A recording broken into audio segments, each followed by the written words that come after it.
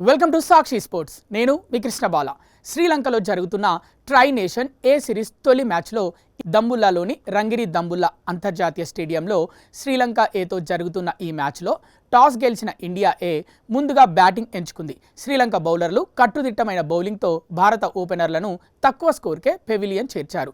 భారత అభిమానులంతా ఎంతో ఆసక్తిగా ఎదురుచూసిన యువ సంచలనం వైభవ్ సూర్యవంశీ మరోసారి తన దూకుడు బ్యాటింగ్తో ఆకట్టుకునే ప్రయత్నం చేశాడు.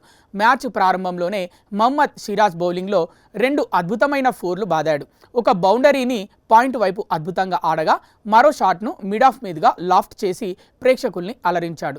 తర్వాత చెమీక కరుణరత్నే బౌలింగ్లో కూడా మరో 4 కొట్టి మంచి టచ్లో కనిపించాడు. అయితే బుడ్డోడు ఎక్కువసేపు క్రీజ్లో నిలవలేకపోయాడు. సిరాజ్ బౌలింగ్లో భారీ షాట్ ఆడే ప్రయత్నంలో క్యాచ్ ఇచ్చి పెవిలియన్కు చేరాడు. వైభవ్ సూర్యవంశీ 12 బంతుల్లో 3 ఫోర్లతో 14 పరుగులు మాత్రమే చేశాడు. దీంతో కనీసం హాఫ్ సెంచరీ బాదుతాడనుకున్న అభిమానులు తీవ్ర నిరాశకు గురయ్యారు.